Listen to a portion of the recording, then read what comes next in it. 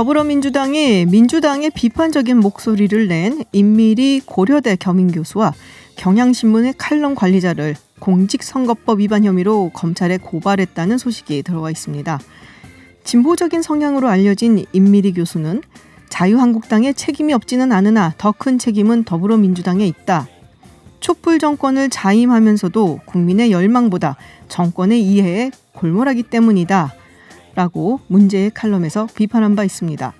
그리고 민주당만 빼고 찍자라는 도발적인 문구로 끝을 맺었죠. 정부 여당과 민주당 지지자에게는 충분히 거슬리는 말인 것에는 틀림이 없습니다. 2000년에는 특정인의 낙선을 공개적으로 리스트로 만들었다가 벌금형을 받은 총선 낙선연대가 있기도 했죠. 다만 특정 후보가 아니라 특정 정당에 대한 지지 혹은 반대가 선거법 위반인지에 대해서는 논란이 될 수 있겠습니다. 다른 걸 떠나서 언론의 자유와 표현의 자유가 보장되는 민주주의 사회에서 이 정도의 발언도 소화하기 어려운지 고개가 갸우뚱해집니다. 네, 두 강사분 모셨습니다. 최영일 시사평론가 그리고 박지훈 변호사 나오셨습니다. 어서 오세요. 안녕하세요. 안녕하세요. 아니 이거는 왜 이렇게 메아리를 치듯이 손을 모아서 우리 청취자분들에게 더 가까이 다가가기 위해서 네, 더 가까이 다가가고 싶은 우리 최영일 시사평론가를 위해서 유튜브로 방송을 좀 봐주시면 오늘 시크하게 입고 왔다고 지금 그렇게 들어오시면서 이야기를 하셨는데 네, 어떤 이야기 가지고 오셨습니까? 자, 이게 좀 문제가 되고 있어요. 네. 비례대표 공천 각 정당들마다 지금 적신호가 들어왔습니다. 왜냐하면 사실은 새롭게 개정된 선거법 그 안에 의외의 조항이 담겨 있었던 거예요. 그래서 흔히 전략공천이라고 우리가 들어왔던. 전략공천은 당의 지도부가 자, 이런 접전 지역은 전략지역이니 하고 선정을 하고 이런 후보가 경쟁력이 있다. 하고 당에서의 경선 과정을 배제하고 주로 대부분 단독 후보를 내리꽂는다 이렇게 표현돼 왔잖아요. 그렇죠. 그래서 주로 지역구에 전략 공천을 한다고 알고 있는데 비례대표 전략 공천 어떤 의미인가요? 그래서 이제 이 비례대표 전략 공천에 대해서 새로운 그 아까 말씀드린 개정 선거법에 전략 공천은 불가한 조항이 있어요. 정당에서 비례대표를 뽑을 때는 내부의 민주적 절차에 따라야 한다. 민주적 절차라 함은 당원들이 투표를 하는 절차를 거쳐야 돼요. 그러니까 비례대표 후보도 많습니다.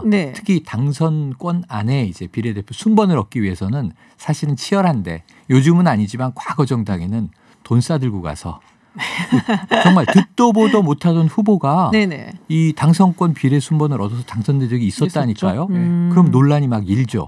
하지만 당 지도부는 그냥 뭐 그럴 만한 이유가 있어서 전략 공천했고 당선된 거 아니냐. 근데 최근에는 유권자의 눈치를 많이 보기 때문에 항상 1번 순번은 여성을 배정하고 또 2번 순번은 뭐 이제 사회적 약자, 그다음에 직능별이라고 해서 과학자가 되는 경우도 있고 또는 이제 뭐 전문가가 되는 경우도 있고 그렇게 해왔는데 흔히 해오던 지도부가 정하던 이 비례대표 공천이 전략 공천이 완전히 이번에는 새로운 민주적 절차를 거쳐야 되기 때문에 안 그래도 시간이 없는데 정당마다 난리가 났습니다. 그러게요. 근데 비례대표는 왠지 전략 공천이 어울리는 자리가 아닌가라는 생각이 좀 들긴 하거든요. 참 독특합니다.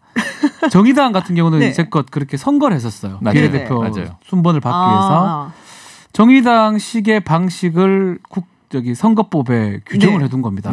이른바 4+1 협의체에서 통과시켰던 그 법안입니다. 4+. 이거 알고 통과시킨 거잖아요. 그러니까. 아마도 중앙선거관리위원회에서 이거에 대해서 터치를 안 할 거라고 생각했을 수도 있고요. 근데 규정이 그대로입니다. 맞아요. 비례대표 국회의원 선거 후보자 할 때 다음 각 호의 절차를 따라라. 민주적 절차. 그러면서 대의원 당원으로 구성된 선거인단의 민주적 투표 절차를 따르라고 되어 있거든요. 이 규정대로라면 전략 공천 자체가 안 되고 다 선거를 통해서 해야 됩니다. 맞아요. 아니 시간도 없는데 그 언제 다 선거가 경선이죠. 그래서 아마 당들이 통과는 시켜놨는데 의회 불이탈을 지금 맞은 상황이 아닌가. 우리 최영일 평론가 얘기했지만 비례대표는 그런 통로거든요. 소수자, 약자, 전문직, 직능인 그런 분들이 선거를 통해서 하기 어렵기 때문에 비례대표로 찍어서 가는 곳인데 이상하게 됐습니다, 이제. 굉장히 좀 곤란할 것 같아요. 근데 사실 이 4+1 협의체에서 통과된 거기 때문에 자기들이 만든 법이니까 선관위는 유권 해석을 했을 뿐이고 정당법에 있는 것을 그것을 지켜야 되는 거는 또 정당의 의무이기 때문에 네. 뭐라 반박하기가 어려워서 지금 분위기는 이 선관위 유권 해석에 대한 문제보다 물론 이제 야당인 한국당은 무슨 얘기를 했냐면 이게 또 유권 해석이 뭔가 민주당 유리하게 지금 해주는 거 아니냐라는 의혹을 제기했지만 사실은 모두 다 내부적인 절차잖아요. 네. 그러다 보니까 자신들의 비례대표 공천에 대한 룰을 지금 이제 유권 해석을 다 신청해 놓고 선관위에 네. 그 해석을 받아서 이제 막 고쳐야 되는 급급한 상황이 됐고 정의당만 하던 대로. 정의당 그대로예요. 네. 우리는 늘 그래 왔으니까 네네네. 약간 이런 거예요. 네. 이거 정의당이 넣은 거 아니에요 혹시? 그럴 가능성도 있어요. 이렇게 해야 되는 거 아니냐. 근데 이제 4+1에서 개정을 했기 때문에 네. 우리가 뭐 검경 수사권 조정안 같은 경우에도 뭐 권은희 안도 있었고 백혜련 안도 있었고 마지막에 윤소아 안으로 정리된 거 아닙니까? 그러니까 문제는 뭐냐면 패스트트랙 지난해 4월 이후에 지난해 12월에 통과될 때까지 8개월 동안 안 봤나? 안 본 거 아닌가? 그 얘기 차마 못하고 있었어요. 예, 이런 생각이 드는 대목이에요. 간과했다고 생각합니다. 좀 멋있게 표현하는데요. 왜냐하면 통과가 중요했던 상황이었거든요. 네네. 자유한국당 아예 끼어들지도 않았어요. 이 그렇죠. 상황에. 그런데 민주당은 일단은 통과를 시켜야 되고 좀 죄송한 얘기지만 정의당 눈치를 보지 않을 수 없었던 상황입니다. 4+1 특히 그런 상황에서 이 조항이 들어갔다라는 거는 근데 그럼에도 불구하고 아마 민주당이나 이쪽은 뭐 선관위에서 별로 그렇죠. 터치하겠나? 그리고 민주당 같은 경우는 한 20% 정도만 맞아요. 전략을 하고 네네, 나머지를 맞아요. 돌린다는 거거든요. 맞아요. 이 정도는 뭐 괜찮겠지라고 생각했는데 아마도요 저는요 중선 선거관리위원회에서 이 법 규정이 있는 이상 아예 안 된다고 할 것 같아요. 오. 그러면 비례대표의 취지가 완전 몰각되는 거예요 사실. 네. 이게 뭐 맞고 안 맞고를 떠나서. 글쎄요. 예. 좀 그런 부분이 있긴 하죠. 왜냐하면 서구에서도 이게 비례대표제를 채택하는 그런 네. 국가들은 독일 같은 경우. 굉장히 좀 이렇게 소수자도 많고 맞습니다. 여성도 많고 그런 분들이 많이 네네. 사실은 뭐 선출이 돼요. 네. 그렇기 때문에 그런 의미에서 비례대표가 좋다라고 주장을 하는 학자들도 많거든요. 지금 말씀하신 게 네. 선관위는 예전부터 이 방식을 네. 권고해 왔어요. 사실은 선관위가 갑자기 이제 뭐 개정된 법 조항에 있으니까 이건 적용하시오라고 말한 건 뭐 누가 뭐라 할 수 없는데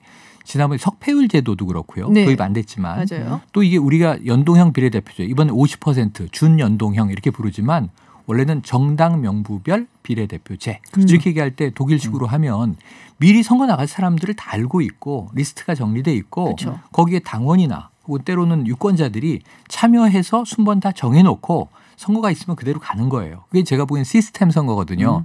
근데 우리나라는 지도부의 결정에 의해서 급급하게 그러니까 저는 이게 법조항 안 읽어봤나 이거 뭐 민주당이나 4+1 협의체도 비판받을 일이지만 그 자유한국당은 읽어보지도 않고 반대를 했잖아요. 안 들어갔어요. 무턱대고. 네. 그 내용이 좋은 건지 나쁜 건지. 지금 다 선관위가 유권 해석을 하니까 설마 이번 선거에 이건 한 걸겠지.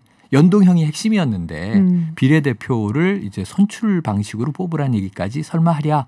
그런데 지금 선관위 예전 해석 옳다고 보고요. 정당은 지금. 따라야 됩니다. 이거 위반하면 지금 입장은 이래요. 무효하겠다. 전원 무효하겠다는 거죠. 정말요? 비례대표 전원을. 그러면 뭐 정의당만 다 비례대표 다 되는 거. 아유 그건 그래 말할 건 없지만. 그래 말할 건 없지만 그만큼 없지만. 강한 입장이거든요. 그래서 저는 법 있죠. 그 법을 집행하는 중앙선거관리위원회에서 이렇게 입장을 냈고 강력한 의사표시를 했죠. 그럼 이렇게 될 수밖에 없는 상황이라고 저는 생각이 듭니다. 그렇군요. 그런데 한 가지를 더 고민해보면 이번 선거에서는 이제 거대 정당, 여당, 야당 모두 다 비례 순번을 많이 당선시키긴 어렵죠. 그렇죠. 지금 폭이 선거법이 줄어들죠. 바뀌었기 그렇죠. 때문에 네네. 사실은 이 거대 정당한테는 조금 비례해서 가져가기는 불리한 그런 연동형으로 중간에 됐기 때문에. 소수당에게 유리하고 네. 심지어는 지금까지 원외 정당이었던 당이 3% 이상만 득표를 하면 정당 지지를 네. 의석이 어쨌든 발생할 수 있는 상황이 된 거예요. 하지만 이 큰 당들이 좀 더 가져가겠지만 상대적으로는 원래 지금 이 민주당이요. 2012년 선거에서는 21석이 비례대표였어요. 20석도 넘게 비례를 가져갔고 지난 선거에서는 국민의당이 좀 많이 뺏어갔어요. 네. 그래도 13석이었어요. 근데 이번에는 잘해야 7, 8석 아니냐? 그래서 사실은 비례 순번 들어가는 게 인기가 없어요. 아 그래서 지역구로 나오겠다고 하는 분들이 인재 많다고. 영입된 신인들이 지역구 가겠습니다. 센 적하고 제가 싸워서 살아 돌아오겠습니다. 이런 거거든요. 네. 그러니까 이제 황교안 대표는 빅매치가 성사됐지만 원래 황교안 대표가 어느 험지로 정하든 제가 거기 가서 붙겠습니다. 이런 신인들이 많았다고요. 그럼 저도 장렬하잖아요. 다음을 또 도모할 그렇죠. 수 우리가 있고. 뭐 잘 싸라고 그랬죠. 졌지만 잘 싸. 맞습니다. 네. 맞습니다. 그러니까 졌지만 이기는 경우가 있는데 이번 경우에는 비례대표를 신인마저도 신인은 더 불리해요.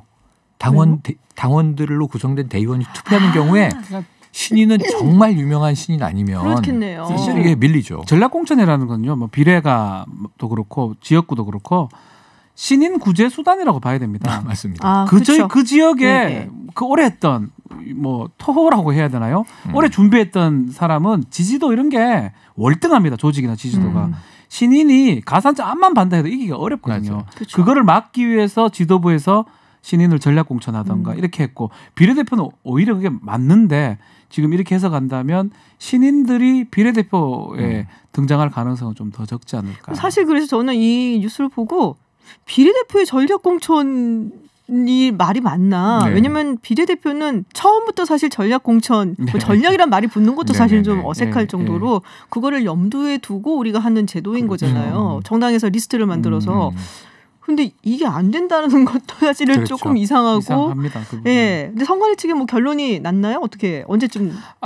지금 6일 날 그렇게 입장을 발표했고요. 네. 몇 가지 올렸어요. 민주당 같은 경우 20%는 전략으로 하겠다라는 당헌 당규로 돼 있습니다. 네. 그거 해석 좀 해달라고. 괜찮은 건지 근데요, 삭제해야 되는 건지. 6일 날 취지대로라면 안 된다고. 안 되죠. 아직 결정은 안 났습니다. 20%가 아니라 10%도 안 되는 거죠. 100% 해야 됩니다. 이제는. 자유한국당 측에서 뭐 이건 해석 요청했다던데. 했는데 자유한국당 것도 비슷합니다. 아마 안 된다고 할 것 같아요. 그러면 결론적으로는 무효화시킨다고 얘기를 할 것 같습니다. 그럼 비례대표를 놓고도 지금 민주당도 그렇고 자유한국당도 그렇고 이제는 이름을 바꿔서 불러야 되나요? 아니 제 생각에는 같은데 내부에 룰이 복잡하게 하나 더 생기는 겁니다. 비례대표의 순번을 배정하기 위한 대의원이 구성돼야 되고 그다음 거기서 비례대표도 이제 정견 발표해야 되고 그다음에 투표를 받아서 순서대로 이제 이 순번을 배정받겠죠. 옛날에는 저는 요게 안 했던 것뿐이지 해야 마땅한 일이었고 이제는 귀찮아도 해라. 민주적 그러니까 결과만 보지 말고 민주적 절차 과정까지도 보장을 해라라는 요구니까. 정의당이 지금 하고 있어요. 정의당 거 따라하면 거예요. 정의당 당원 보고 만들면 그런데 이런 게 안 되는 거예요. 왜 당대표가 황교안 대표가 지금 지역구로 출마 결정하기 전에 비례로 나갈 가능성도 있다. 예전에 민주당에서 지난 2016년 선거 때 김종인 위원장가 자신의 순번을 높게 딱 넣었어요. 저런 건 너무한 거 아니냐 또 상대당이 비판받고 그러거든요. 그런 거 하지 못하게 되는 거예요. 그것도 투표해가 해라는 거예요. 거기서도. 그렇죠. 투표해서 해라. 어쨌든 뭐 두 정당이 상당히 좀 결정은 부담스러울 것 같아요. 시간이 별로 없는데 또 다른 과정을 하나를 거쳐야 되니까. 또 요식적 절차로 하게 될 것이냐. 좀 국민들에게 저렇게도 하는구나 하고 진정성을 받게 될 것이냐. 이것도 좀 크진 않아도 작은 변수가 될 것 같습니다. 뭐 따로 또 생각을 해보면은 이 비례대표에 대해서 불만을 가지고 계신 국민들도 꽤 계세요. 맞아요. 그러니까 직접 내 손을 뽑은 사람들이 아닌데 뭐 정당에서 이렇게 약간 내려꽂은 뭐 이런 그런 사람들 아니냐. 그래서 불만을 가지신 분들도 많기 때문에 뭐 이렇게 좀 긍정적으로 작용을 한다면 국민들도 이해를 하고 정당 측에서도 필요한 인재를 또 비례대표에다가 뭐 함께 리스트에 올려서 선거를 치를 수도 있겠다. 긍정적으로 살자고요. 알겠습니다. 오늘 결론이 좋은데요. 그럼요. 긍정적으로 살아야죠. 좋아요. 좀 복잡해도 받아들일 건 받아들이자. 뭐 시간이 뭐 많지는 않습니다만 요거 하나 짧게 짚고 넘어가도록 하겠습니다. 우리 박지훈 변호사님께 먼저 여쭤볼게요. 추미애 법무부 장관 검찰 수사와 기소 판단의 주체를 다르게 하겠다. 그리고 윤석열 검찰총장과 협의를 하겠다라는 얘기가 있습니다. 이거는 글쎄 뭐 검찰 그런 수사라든지 이런 방법에 익숙치 않은 분들은 이게 무슨 얘기인가 하실 거예요.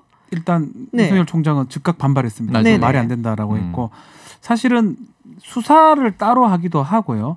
공판검사라고 재판만 하는 사람도 있기도 합니다. 그래서 특별한 사건이 아닌 이상은 수사검사랑 공판검사가 다릅니다. 공소유지를 하는 검사만 있고 또 수사를 하는 검사 따로 있고 또 크게 보면 경찰이 앞으로 수사를 할 거고요. 기소는 검찰이 하겠죠? 앞으로 아직까지 특수수사로 직접 검사가 수사하는 것도 수사를 하는 검사도 있고 그 수사를 해놓고 기소하기 전에 또 다른 기소검사의 허락을 받고 하라는 그런 취지거든요. 근데 전체적으로는 뭐 지금 검경수사권 조정 안 하고 큰 틀에서는 비슷한데 이제 문제는 수사한 사람하고 기소한 사람하고 의견이 달랐을 때 과연 권력형 비리에 대해서 수사를 하고 제대로 할 수 있느냐 이런 어떤 검찰 내 비판이 있는 그런 상황입니다. 여기에 대한 이제 반론이 검찰 쪽의 반론은 뭐냐면 지금도 이게 검사 한 명이 누구를 찍었어요. 좀 범인이야. 확증 편향이라고 하죠. 그러면은 뒤져보면 또 범인 같거든요.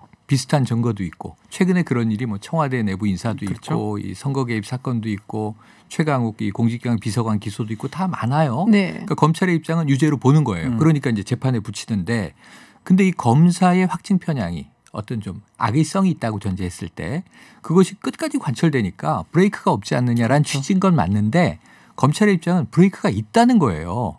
아니 검사 한 명이 각각 걸어다니는 독립청이긴 하지만 국회의원들도 각각 한 명이 걸어다니는 입법기구 아닙니까? 네. 검사도 똑같은 거예요. 검사가 자기 이름 걸고 이제 유죄를 입증하기 위해서 수사, 기소, 공소유지 네. 판결까지 쭉 가지만 문제는 지금 혼자 하다니 윗선이 다 있는데 우리가 이번 인사에서 봤지만 팀장이 부장검사라면 그 위에 차장검사가 이 수사 지휘를 하고 지휘라인이죠. 그 위에 검찰총장이 수사 지휘하고 심지어는 좀 중요한 사건에 대해서는 법무부 장관도 수사 지휘한다고 개입을 하고 이걸 지금 보지 않느냐. 근데 왜 굳이 이 기소를 피터링하는 전담 부서가 필요하다는 거냐. 이것은 오히려 지금 현재 검찰 체제를 팔 떼고 다리 떼고 경찰에 또 수사권 다 넘겨줬고 공수처도 생겨서 견제받아야 되고 그런데 너무 이게 비효율로 하는 거 아니냐라는 물음표를 제시하는 거라 사실은 팽팽하거든요. 제가 보기엔 어느 쪽이 더 이 국민들의 지지를 받을지는 지켜봐야 될 것 같습니다. 네, 또 한 번 추미애 법무부 장관과 검찰이 충돌을 하고 있는 그런 제2라운드라고 보입니다. 공소장 비공개에 이어서. 이런 경우에 항상 하는 얘기가 있어요. 지켜보죠. 근데 긍정적으로 말씀하시면 이런 기사들 덕분에 지금 전 국민이 전 사법고시 공부도 안 했는데 맞아요. 준 법률가예요. 머리 아픕니다. 국민들이 부장검사 한 명씩 이름을 다 기억하세요. 차장검사를 알아서 뭐합니까?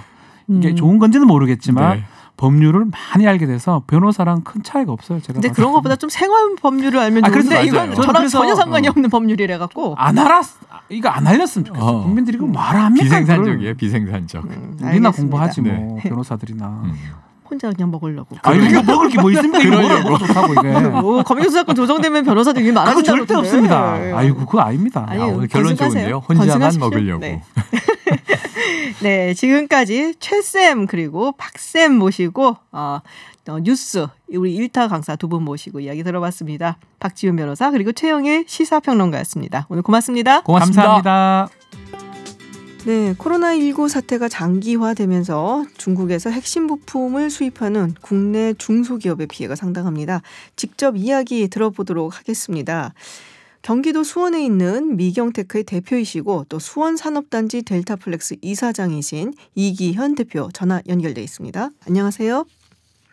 안녕하세요. 반갑습니다. 네, 대표님 지금 상황이 얼마나 심각한가요? 지금 제일 심각한 문제가요. 네. 우리나라 중소기업들이 제조하는 부품의 60%조가 중국 부품을 사용하는데요. 네. 그 부품들의 서플라이어 체인망이 망가졌다고 보면 되셔요. 그렇군요. 그러면 그 부품들이 안 들어오니까 자연스럽게 라인을 돌릴 수도 없고요. 지금 현대자동차 같은 경우도 부품이 안 들어와서 일부 지금 자동차 회사들도 지금 라인이 중단되어 있지 않습니까? 네. 중소기업들은 더 심각한 상황입니다. 지금 더 한번 부연해서 설명을 해드리면요. 네네. 저희는 아마 지금 3월 중순까지는 저희 경제특구 같은 경우 심천 쪽에서 부품 공고를 많이 받는데요. 네. 아마 3월 중순까지도 아마 조업 재개가 이루어지지 않을 것 같은 느낌이 들어요. 아이고, 3월까지 그러면 힘드실 것 같다. 지금 미경테크 주력 상품이 제가 좀 찾아보니까 전자부품 쪽이더라고요. 네, 그렇습니다. 저희는 이제 전자부품 쪽은 스마트폰 쪽에 들어가는 부품을 저희가 만들고 있고요. 네. 그리고 신규 사업으로 이제 자동차 전장 부품을 좀 하고 있습니다. 근데 자동차 전장 부품이 사실은 이제 그 후방 산업이 굉장히 큰 산업이거든요. 네. 그래서 저희가 이제 기존의 전자산업의 어떤 그 R&D가 너무 급격하게 변해서 저희가 자동차 쪽을 하자 해서 한 5년 전부터 자동차 쪽에 투자를 굉장히 많이 해서 이제 저희가 결실을 봐서 사실은 이제 자동차 6개 브랜드가 저희 공기청정기가 다 이제 들어가서 이 장착이 되게 돼 있습니다. 그렇군요. 근데 중국에서 지금 핵심 부품을 들여와서 해야 되는데 그게 안 돼서 지금 만들지 못하고 있는 그런 상황이 된 거죠? 네, 그렇습니다. 그럼 직원들은 어떻게 되나요? 뭐 생산 라인이 지금 가동이 안 된다라고 말씀하셨는데 뭐 무급휴가 뭐 이렇게 가야 되는 건가요? 제가 오늘 회의를 해서 굉장히 가슴 아픈 일이죠. 그분들은 현장에서 일하시는 분들은 굉장히 나름대로 어려우신 분들입니다. 네. 그렇다고 저분들을 그만두게 하시면 안 되잖아요. 또. 네. 또 당장 또 무급으로서도 안 될 것이고요. 네네. 우선 대책으로 지금 현재 부품 가지고 있는 게 뭔지를 봐서 전체 완제품은 아니라도 파트하시라도 만들어서 일단 최대한 그분들을 활용을 해서 그만두지 않게 공장을 좀 가동해 보시려고. 네, 그렇게 지금 계획을 세우고 있는데 여의치는 않습니다. 그거 다 뒤져보니까 한 열흘 정도 가동할 것밖에 안 돼요. 근데 3월 말까지는 지금 심각할 것 같은데. 네. 여러 가지로 걱정입니다. 그래서 우선 어떻게 우리는 회사가 이렇게 아주 정말 망할 정도의 아니니까 저분들 최대한 배려하는 방향으로 찾아라 이렇게 제가 지시를 해서 아마 직원들이 휴무를 하고 그런 상황까지는 내몰리지 않게끔 지금 하고 있습니다. 다른 기업은 어떤가요? 비슷한 상황이지 않을까 싶은데요. 네. 굉장히 어렵다고 봐야죠. 굉장히 어렵다. 네. 이제 큰 문제가 저희 회사 같은 경우도 어떤 문제가 가장 심각한 타격이냐면요. 네. 자동차 6가지가 저희 제품이 이제 장착되게 되면 거기에 각 차종마다 부품들을 다 따로따로 다 공급을 해서 이걸 조립을 해야 되거든요. 네. 그런데 이게 계속 이어지는 개발팀들이 쭉 중국에 가서 그 제품들을 확인하고 성능을 확인하고 성능을 업그레이드하는 지도 활동을 계속 해야 되는데 나갈 수가 없으니까 그걸 못하니까 현대자동차의 어떤 저희가 공급해야 되는 날짜 이런 부분들은 다 정해져 있는데 네네. 초조하죠. 지금 그러시군요. 지금 뭐 수원시도 뭐 상황 파악에 나섰고 또 경기도에서도 한 700억 원 규모의 특별 자금을 푼다. 그래서 정부 차원에서 뭔가 좀 지원을 하려는 노력을 하는 것 같은데 어떤가요? 반응은 어떤지 또 실질적으로 어떤 도움이 될 거라고 보시는지 궁금한데요. 근데 우리 기업들 대표님들을 만나서 얘기를 나눠보면요. 네네. 실제 이제 그런 것들이 밑에까지 이렇게 스며들지 않아서 정작이 필요한 업체는 정작도 못 받고 그런 경우가 굉장히 많아요. 네. 지금 사실은 그 기업들이 계속 몇 년 동안 굉장히 어려움을 지금 굉장히 많이 겪고 있습니다. 네. 그 어려움을 겪고 있는 과정에 사실은 작은 부분이 여력이 안 돼서 굉장히 힘든 부분이 많은데요. 네. 가령 이제 저희 수원 산업단지에 수원 델타플렉스에 입주할 때 융자를 받아서 땅을 사고 건물을 짓고 해서 설비를 만들고 해서 왔는데 경기 상황이 녹록지 않아서 어떤 어려움이 닥쳤을 때 지금 닥치고 있고요. 네네. 또 어떤 처음에 입주할 때는 정부 자금을 지원받아서 그 정부 자금이 사실은 3년 내지 5년 상환 이런 규정에 막혀 있거든요. 네. 그 기업들 은행에서 대환대출이라도 해서 이렇게 숨통을 틔워줘야 되는데 그게 안 되니까 또 더 힘들고 거기다 지금 이런 사태까지 지금 터지니까 지금 어떻게 망연자실한 거죠. 그렇군요. 우리 대표님께서 사실 큰 기업, 아주 탄탄한 중소기업으로 알고 있는데 이 미경테크의 대표이시기도 하지만 또 수원산업단지 델타플렉스의 이사장이시니까 지금 이제 현 상황에서 중소기업 사장님들 대표해서 앞으로 해결책이라든지 뭐 계획이든지 아니면 뭐 정부 측이 바라는 거라든지 짤막하게 좀 한마디 해주세요. 저는 정부에서 워낙에 지금 많이 저희보다 더 많은 고민을 하시겠죠. 네네. 더 중요한 거는 실제 현장의 목소리를 좀 들었으면 좋겠어요. 현장의 목소리를 들어라. 네. 실제 현장에 오셔가지고 진짜 기업의 어려움이 무엇인지 그런 상태를 정확하게 알고서 기업들이 간절히 원하는 게 뭔지를 파악해서 그런 쪽으로 지원이 가야 그게 제대로 된 지원이 되지 않을까 하는 생각이 듭니다. 네. 근데 기업들이 꼭 이번 사태만 해서 어려운 게 아니고 기적적으로 어려운 상황에서 지금 코로나19 이것까지 지금 사태가 번져 있거든요. 네. 그래서 그런 부분에 조금 더 정부에서 한 번쯤 좀 더 깊게 고민해 보시고 접근을 좀 달리 해 보시면 더 효과가 있지 않을까 하는 생각이 듭니다. 지금 이제 약간 좀 길어질 수 있겠다라는 생각이 든다면 혹시 중국이 아니면 뭐 다른 곳에서 뭐 부품을 받는다든지 뭐 이런 뭐 대안 같은 건 없는 상황인가요? 그래서 저희 같은 경우는 지금 대만으로 긴급 지금 출장팀을 지금 짰습니다. 아, 예. 대만으로. 네네. 근데 이제 그것도 또 역시 왜냐하면 부품이라는 게 똑같은 부품이 아니고 저희 같은 자동차 부품은 네. IT에서 쓰는 부품을 같이 쓰는 게 아닙니다. 새로 만들어야 됩니다. 그 자동차 성능에 맞게 네. 업그레이드해서 만들어야 되기 때문에 보통 아무리 안 걸려도 뭐 1년 정도 걸리는 시간 때문에 그게 또 어렵습니다. 아, 맞춤화되어 있기 때문에 이거를 뭐 금방 이렇게 대체하기는 좀 힘든 상황이다라는 그렇습니다. 말씀이시군요. 굉장히 어렵습니다. 그게. 네. 아, 대표님 뭐 굉장히 어려운 상황인데 그래도 꼭 건강하게 버티시길 기원해 드리고요. 네, 다른 중소기업 사장님들께도 힘내시라고 좀 전달해 주세요.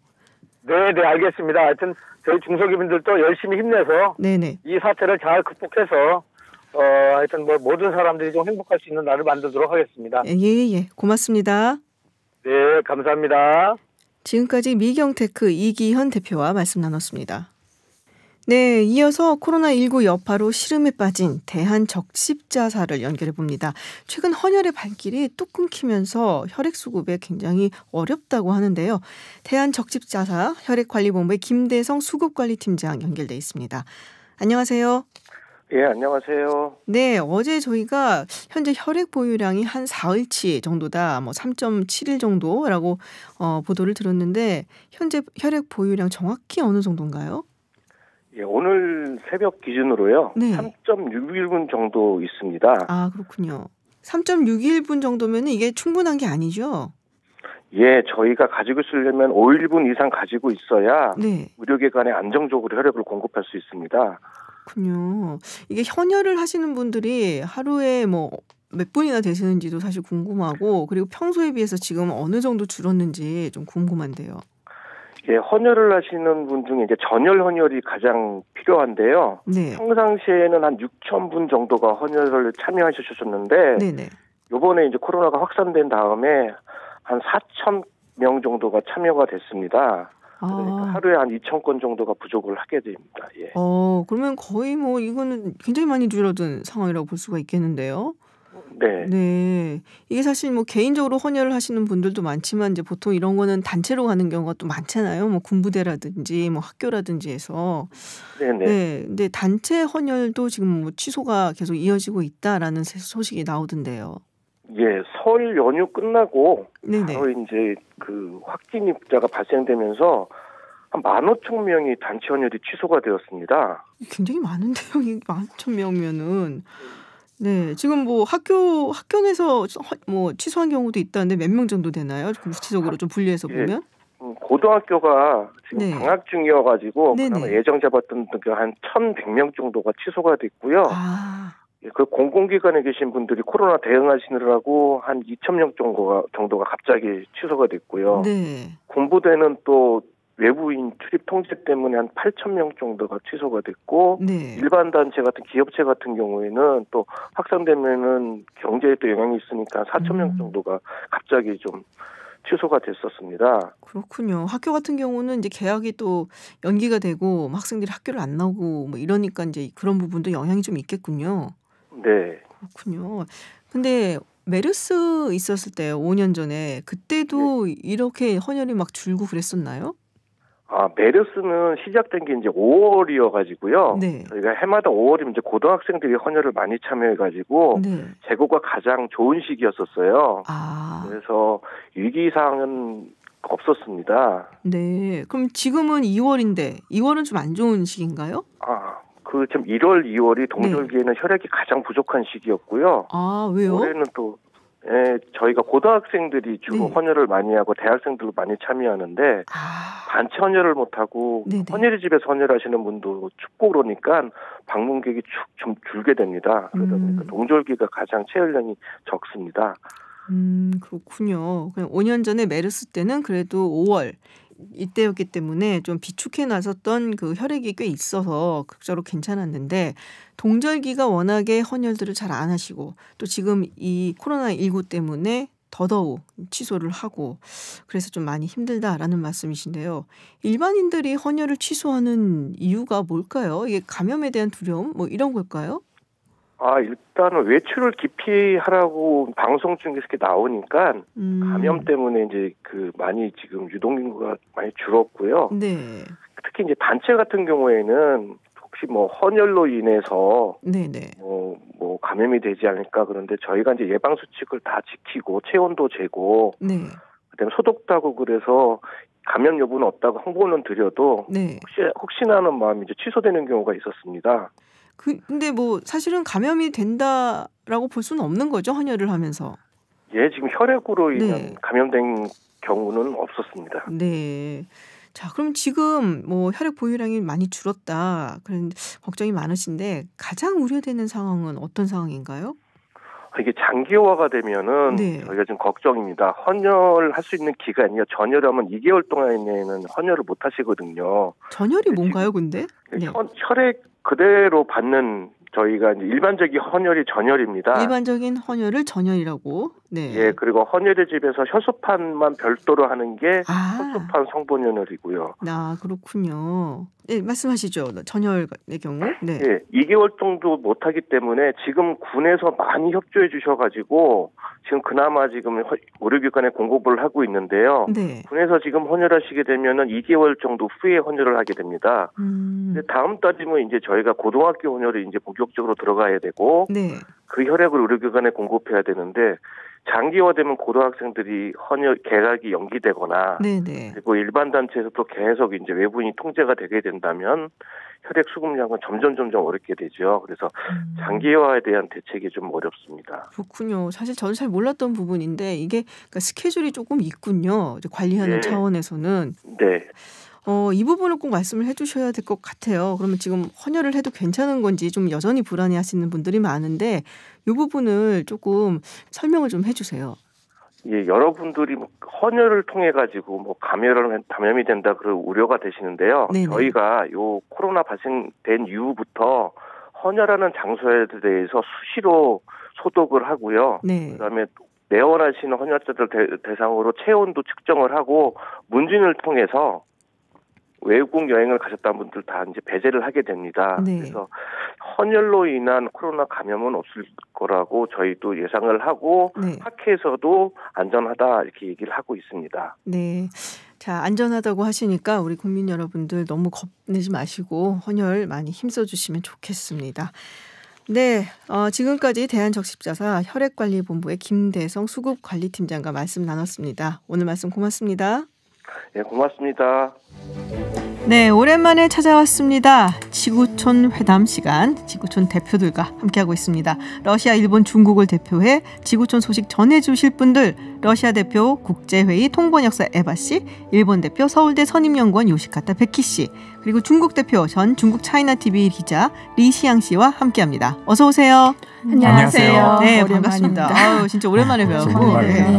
네, 지금 이 지구촌 대표들 궁금하신 분들은 유튜브로 TBS FM 검색하시면은 보이는 라디오로 함께 하실 수 있습니다.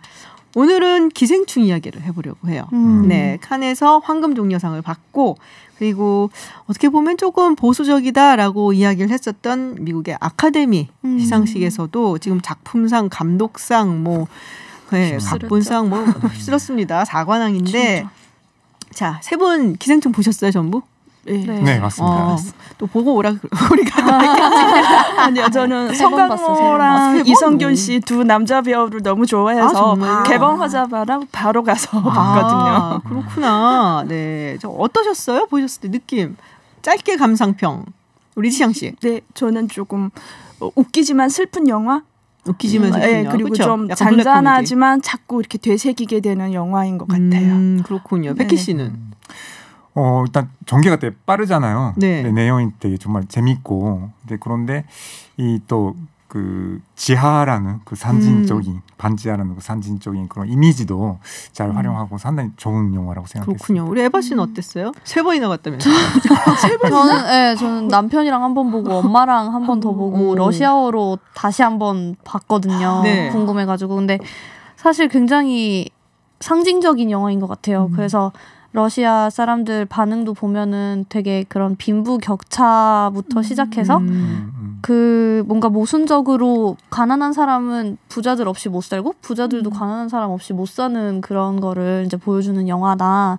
왜냐면 그 부자 집에 이제 그런 뭐 그 김씨 네. 그 가족이 와서 살게 되잖아요. 근데 그 가족 없이 아무것도 못하니까 요리도 못하고 청소도 못하고 뭐 과외 같은 것도 다 해주고 함께 공존을 해야 되는데 굉장히 다른 방식으로 공존을 하면서 이상하게 그게 돌아가서 네, 굉장히 그렇죠. 상징적인 영화가 아닌가.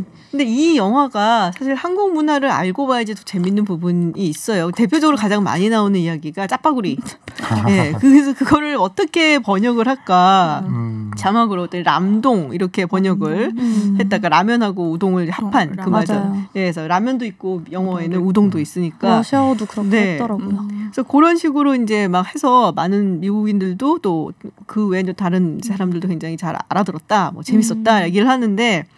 세 분은 사실은 익숙하잖아요, 이런 말들이. 그러니까 네. 별 문제는 없었을 것 같아요. 네. 근데 보시면서도 야 이런 거는 우리 일본 사람이 혹은 우리 중국 사람이 러시아 사람들이 보기에 좀 이해가 안 될 수도 있겠다라는 게 있었을 것 같아요. 대표적으로 어떤 게 있었나요? 저는 그 반지하 지금 거주하는 반지하 방이 조금 중국인들한테는 좀 생소할 수 있을 것 같아요. 왜냐하면 중국에서는 이렇게 반지하 방 형식이 그러니까 빌라 다세대 주택이 많지 않거든요. 네. 그래서 이런 반지하 방이라는 게 없어요. 거의 없다고 보면 되죠. 그래서 그런 데서 살지 않았으면 그 반지하 방의 습함, 곰팡이가 뭐 여름이 되면 물도 올라오는 그것 때문에 옷에서 냄새가 나서 이 어떻게 보면 이 영화 전체에 냄새라는 게 쭉 복선으로 마지막까지 네, 가잖아요. 근데 그걸 모르면 중국인들이 봤을 때 좀 생소할 수 있어요. 그래서 그 이 영화가 나온 다음에 제가 검색을 해봤더니 그 중국어 사이트에 한국의 반지하 방이란 무엇인가를 검색하는 조회수가 한 160만 건이 올라왔거든요. 그렇게 많이 올라왔어요? 네, 그러니까 한국의 반지하 방이란 도대체 무엇인가 궁금해하시는 사람들이 굉장히 많아요. 굉장히 궁금했다. 네, 네, 조금 생소한 좀 다른 네. 문화이죠. 백희 씨는 일본도 마찬가지예요. 네. 그 일단 영화에 대해서는 정말 지금 네네. 일본에서도 허평인데. 근데 이 반지하라는 거는 좀 일본 사람들한테는 좀 상상할 수가 없는 존재라고 할 수 있어요. 왜냐하면 일본은 일단 습한 나라예요, 상당히. 그렇죠, 그렇죠. 네, 그러니까 지금 한국에서도 물론 그 반지하에 그 곰팡이 문제가 있고 막 그러는데 네. 일본에서 그런 지하에 방을 만들면 이게 뭐 절대로 있을 수가 없거든요. 그래서 제가 생각하기에는 그 일본인이 이 영화를 봤을 때 이 격자를 네네. 이 한국인 보는 것보다 훨씬 심각하게 네, 받아들이는 것 같대요. 그러니까 영화에 대해서는 정말 좋은 평가인데, 네. 근데 정말 그 한국의 그 빈부 그 격자라는 게 믿을 수 없는 수준 아닌가 이런. 왜냐면 반지하라는 거 본 적이 없으니까. 인간의 삶이 아닌 거예요, 완전히. 그렇죠. 상상도 안 되는 거니까. 근데 그러니까 일본 뉴스 프로에서도 역시 그 반지하라는 게 뭔지 직접 뭐 서울까지 와가지고 뭐 그 취재하고 체험하나요? 저희가 언론에서 그러니까 살고 있는 사람한테 뭐 인터뷰 같은 거 본 것 같아요. 저 BBC 러시아 사이트에서.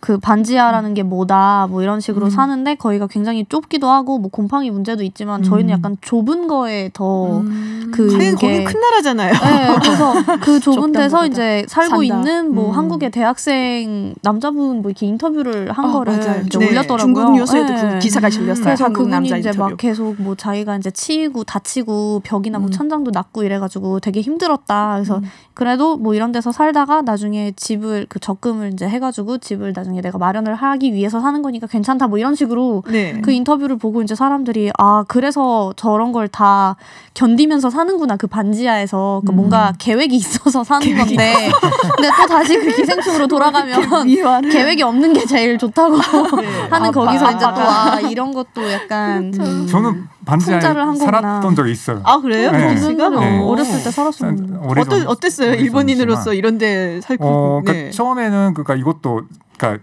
한국의 반지하라는 것도 그러니까 하나의 독특한 경험으로서 좀 즐기는 마음도 있었는데 아무래도 근데 그 잠은 바깥에 사람들 걸어가 다니는 거 보면은 그것보다 아래쪽에 내가 있다. 이게 참 기분이 좀 묘하더라고요. 그리고 심리적으로 상당히 좀 이상한. 저는 예전에 사실은 미국에 어떤 호텔을 갔는데 공항에서 굉장히 가까운 이제 좀 싼 호텔이었어요. 근데 이게 전혀 몰랐어요, 잘 때는. 왜냐면은 이제 굉장히 늦게 체크인해서 들어갔기 때문에 그 아침에 일어났고 커튼을 이렇게 탁 쳤는데 차에 그 번호판 이렇게 보이니까 이거 뭐지? 그때 반지하였던 거예요, 거기가. 그래서 야, 반지 호텔이 다 있네. 그래서 굉장히 신기했는데 그게 무슨 얘기인지 알 것 같아요. 저 밑에 있다라는 느낌이 약간 위협적인 그런 생각이 좀 들기는 했어요. 러시아는 사실 1층을 되게 안 좋은 층이라고 생각을 하거든요. 그러니까 지하층이 아예 없으니까 그 반지하에 대한 느낌을 1층이 다 받고 있는 거예요. 그래서 웬만하면 1층은 이사를 안 가려고 하고 1층이 좀 더 싸고 막 이렇거든요. 반지하라는 개념이 없는 그런 지하면 지하고 지상이면 지사지. 반지하 그래서 아예 그걸 발음 나는 대로 인간적인 거예요. 햇볕 그래도 조금이라도 보라고. 그래서 반만 지하인 건데 지금 유튜브에서 지금 이후연님이 한국말 정말 잘하신다고. 네, 유튜브 TBS FM으로 들어오시면 한국말 정말 잘하는 중국인, 일본인, 러시아인 세 분과 함께 하실 수 있습니다. 자, 일본에서는 지금 역주행을 하고 있다라는 얘기가 있는데 관객이 많이 늘었다고요. 네, 그러니까 아무래도 그 수상했으니까 그 지난주에 비해서 650%라는. 네, 650% 잠깐 650%? 65도 아니고 650%. 그러니까 그거는 그 사용감도 뭐 막 늘었다는 얘기인 거죠. 진짜 많이 늘었네요. 엄청나죠. 그렇군요. 근데 일본도 굉장히 영화 대국인데. 네, 아니 유명한 감독들이 워낙 많잖아요. 뭐 고조 아키라 감독이라든지, 고레다 뭐 히로카스 감독이라든지 굉장히 영화도 많이 발전한 곳이고 관심이 많군요. 어떤 평이에요? 뭐 일단 그러니까 재밌고 그런데 뭐 많이 생각하게 만들고 정말 완성도가 뭐 높다. 극장이에요. 다. 그렇군요. 네, 그러니까 다 극장인데 근데 또 아까도 말씀드렸듯이 조금 그러니까 한국의 그 격차에 대해서 좀 너무 또 좀 지나치게 좀 크게 심각하게 받아들이는 그런 것도 좀 있는 것 같아요. 아, 지금 청취자 의견에서 반지하 인간의 삶이 아니다란 말이 반지하에 사는 사람으로 가슴이 아프다라고 하셨는데요. 그게 조금 이제 저희가 굳이 설명을 조금 드리자면은 그게 아니라 이제 일본에서는 워낙에 지하에 반지하에 산다는 것 자체가 상상할 수 없으니까. 워낙에 습한 동네이기 때문에 본 적이 없어서 그렇다. 상대적인 그런 의미였다라고 받아들여 주시길 바라고요. 많이 속상하셨으면 저희가 죄송합니다. 네, 러시아에서는 어떻게 됐나요? 개봉을 했나요? 네, 개봉을 했고 지금 뭐 인터넷에도 많이 올라왔고 사실 저희는 워낙 많은 영화를 그냥 집에서 다운받아서 보거나 온라인으로 볼 수가 있어서 극장에서 뭐 가서 안 보더라도 최근에 더 많이 이제 관심을 가지게 됐죠. 사람들이 오스카 받고 나서 기생충이. 그래서 사람들도 막 더 많은 반응을 올리고 있고 뭐 나는 이렇게 봤는데 이런 거는 이런 상징이다. 그래서 뭐 한국과 관련된 문화를 아는 사람들이 한국에서는 이런 거를 이렇게 해가지고 이런 식으로 그 감독의 뭐 의도는 이랬다 뭐 이러면서 서로 막 설명을 하고 있는 거예요. 그게 재미예요 사실은. 그렇죠? 그리고 이거는 이거였구나 막 이러면서 서로 나는 이게 왜 굳이 저거를 왜 막 그 맨 마지막에 칼을 찔러서 이제 죽였잖아요. 다 얘기해도 되는 건가요? 안 보신 분들이 스포를 죽이는 보셨으니까 그래서 얘기하지 마세요. 알겠습니다. 그래서 극단적인 그런 선택을 왜 했는지 아무튼 그런 얘기도 나오고.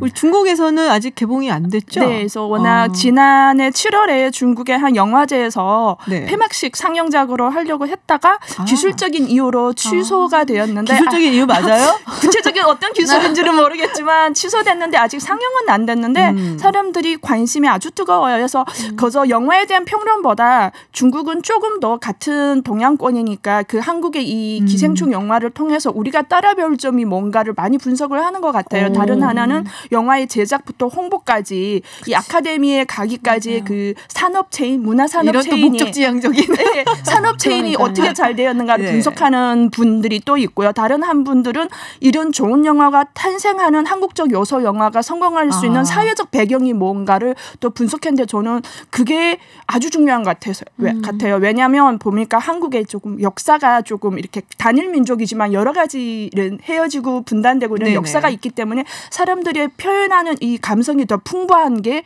영화를 표현할 수 있는 중요한 요인이다. 그렇게 그래요? 분석하는 데도 있고요. 다른 하나는 또 보면 중국 그 한국 정부에 시험씨가 그렇게 생각한다는 줄 알고 그런 전문가들이 저도 그렇게 생각을 해요. 공감을 하고 다른 하나는 한국의 그 짧은 시간에 교육열이 높잖아요. 교육열이 높기 때문에 사람들이 받아들이는 게 빠르고 또한 최근에는 한류의 이런 것 때문에 패션이나 이런 면에서 사람들이 좀 인식이 넓어지면서 네. 이런 좋은 작품이 나올 수도 있고 다른 하나는 정부에서 이 한류 산업에 대한 투자가 네네. 큰 작용을 했다 하면서 아주 좋은 조금 더 좀 속속들이 분석하는 그러니까 영화 자체를 분석하는 게 아니라 이런 영화가 나오기까지의 산업 배경 이런 걸 분석해서 좀 많이 따라봐야 된다는 걸 많이 하더라고요. 갑자기 생각난 게 있는데 네. 이제 그 가난한 그 층을 대표하는 그 김씨네가 왜 그 사람들이 일자리를 안 찾았는지에 대한 댓글이 맞아. 되게 많았어요. 네, 그러니까 중국도 왜 굳이 맞아요. 취직을 안 하고 취업을 안 하고 주거리에 대한 얘기는 그쵸. 여전히 안 보시는 분이 알겠습니다. 조금 우리가 하고요. 그쵸. 지금 속보가 하나 들어와서 먼저 말씀을 드리고 가겠습니다. 오늘 13일 밤 7시 44분을 기해서 일본 홋카이도 구시로 동북동쪽 409km 해역 네, 리히터 규모 7.0의 지진이 발생했다라고 지금 발표가 나와 있습니다. 자세한 소식 들어오는 대로 또 전해드리도록 하겠습니다. 네, 글쎄 일본이나 중국 일본 아까 제가 구로사와 아키라 감독이라든지 영화계 얘기도 많이 했고 그리고 중국도 유명한 감독들 많잖아요. 장이모 감독이라든지 저는 첸가이거 감독 진짜 좋아했거든요. 화양별이. 와 진짜 그거는 정말 보면서 얼마나 많이 울었는지.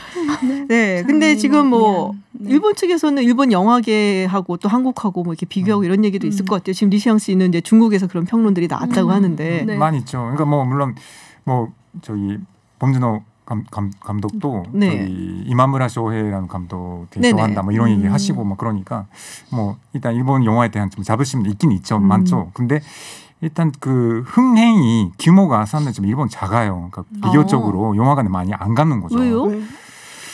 이게 그러니까 영화가 그 대중적인 그런 인기를 끌었던 시기가 네. 좀 지난 것 같아요. 근데 되게 안타깝게도 그게 잘 비즈니스적으로 잘 연결 안 되었던 것 같아요. 근데 그것도 있고 지금 정말 그 한국에서는 뭔가 그 일본이 따라갈 수 없는 그런 수준까지 왔다라는 그런 얘기들이 많이 있거든요. 근데 그런 여러 분석들이 있는데 그 중에 하나가 한국에서는 그 영화가 약간 이게 언론의 자유 같은 거 좀 관련돼가지고 여러 가지 이슈들이 있잖아요. 특히 최근에도 봉준호 감독 같은 경우에도 그 블랙리스트 얘기가 있었기 때문에 그러니까 이런 걸 이겨내고 이렇게 만들어 왔기 때문에 그래서 이러한 그러니까 그 주제를 잡을 수도 있고 이렇다라는 그럼 일본도 블랙리스트를 만들어야 되나요? 총진제가 되나요? 총진제가 있을까요? 블랙리스트를 만들면 근데 좀 비싼 거 아니에요? 티켓 값이? 영화관이? 그것도 있죠. 그래요? 얼마나 하는데요? 한 2만 원 정도. 오, 비싸다. 가까이 2만 원 가까이 한 것 같아요. 근데 물론 이런 하니까 있긴 있는데 한국도 그리고 많이 올랐잖아요. 한국도 많이 오르긴 했는데 그거보다는 좀 덜한 편이고 사실은 이제 중국 영화 하면 굉장히 대작이 생각이 나거든요. 근데 일본 영화는 약간 감성을 이렇게 터치하는 소소한 그런 이제 보면서 이렇게 아릿한 그런 영화들이 많았어요. 제 기억에는. 그러니까 주는 돈도 그러니까 지금 한국 영화는 어마어마한 됐잖아요. 돈이 좀 아무래도 더 쓰게 된다. 네, 대단하죠. 지금. 러시아도 사실은 훌륭한 영화들 많았어요. 그런가요? 네. 알고 계시는 게 있는가요? 전남 포텐킨 이런 거. 그러니까 저희가 보통 그런 전쟁 영화라는 인식이 많아서 맞아요. 사실 저는 좀 안타까워요. 저는 전쟁 영화를 많이 안 좋아하는데 개인적으로 왜냐하면 어렸을 때부터 텔레비전에서도 항상 그런 영화들을 많이 했었어요. 그러니까 딱 그 제2차 세계대전 대조국 전쟁 그때 이제 엄마가 아들 떠나 보내고 막 아들은 또 전쟁 영화에 떠나 스토리 그걸 거의 어렸을 때 막 10살 때부터 보다 오니까 근데 최근에는 사실 되게 밝은 영화들도 많이 나왔거든요. 러시아가. 근데 이걸 해외에 수출을 하지를 않으니까 많이 그래서 조금 아쉽기도 하고 그리고 그 소련 때는 워낙 이게 닫혀 있었으니까 문화 교류도 없었고 그래서 그나마 지금 이제 나오는 게 우주 관련된 거, 전쟁 관련된 거 끝. 근데 이제 러시아 가면은 막 사랑 얘기 다른 되게 밝은 그런 스토리들을 다루는 게 많은데 그게 조금 아직은 다른 나라에서 모르는 게 좀 아쉽죠. 그래서 사실 지금은 젊은 층도 옛날에는 미국 영화를 되게 많이 봤었어요. 그러니까 한 20대, 30대, 한 40대까지는 거의 해외 영화, 미국 영화, 헐리우드 거를 많이 보고 50, 60대 분들이 이제 러시아 영화를 보고 이런 네네. 식이었는데 지금은 그게 그렇게 많이 막 치우쳐지지 않고 그냥 골고루 이렇게 다 젊은 친구들도 러시아 영화를 많이 본다고 하더라고요. 그래서 그런 러시아 영화들이 조금 한국에도 들어올 수 있으면 좋을 것 같은데. 근데 러시아에서는 더빙한다고 들었어요. 맞아요. 자막이 아니라. 저희는 거의 저도 기생충 더빙으로 봤어요. 더빙으로 봤어요? 느낌이 어땠어요? 뭔가 저 되게 이상할 줄 알았거든요. 그러니까 보통은 네. 미국 영화 더빙은 그래도 뭔가 이렇게 비슷하게 생긴 사람들이 그냥 러시아어를 하니까 그냥 그런가 보다 했는데 동양인들이 러시아어를 하는 거를 보는데도 별로 그렇게 이질감은 느껴지진 않은 것 같더라고요. 왜냐면 저는 한국에서는 더빙 영화를 잘 못 보겠더라고요. 왠지 안 맞죠. 안 돼요. 막 이런 톤이어가지고 외국인이 막 이러면서 외국인이 한국어로 하니까 이상하죠. 그 성우분들의 뉘앙스가 너무 재밌어가지고 그래서 저는 보통 이제 항상 자막을 보는데 러시아어로는 자막을 본 적이 없어서 근데 길기도 하고 워낙 네네. 언어 자체 단어 자체도 그걸 읽다가 보면은 이미 씬이 넘어가야 돼가지고 네. 그래서 그렇군요. 관객은 많이 들었어요 기생충? 러시아에서? 기생충 그렇게 많진 않은데 근데 아마 더 많아질 것 같아요. 이걸 계기로 네 오스카상을 계기로 그렇군요. 근데 사실 생각해 보면은 저도 이렇게 영화를 요새는 좀 많이 못 보는 편인데. 주로 헐리우드 영화를 봤던 것 같아요.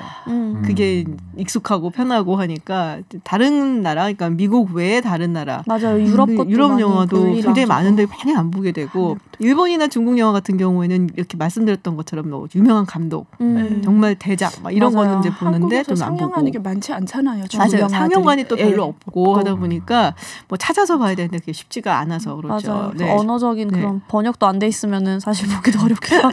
네, 지금 문자가 하나 왔어요. 6876님께서 보내주셨는데 1988년에 결혼해서 완전 지하방에서 신혼생활을 시작했고 32년이 지난 지금은 25평 아파트에서 행복하게 살고 계신다고 추억이라고 생각합니다. 라고 문자를 보내주셨어요.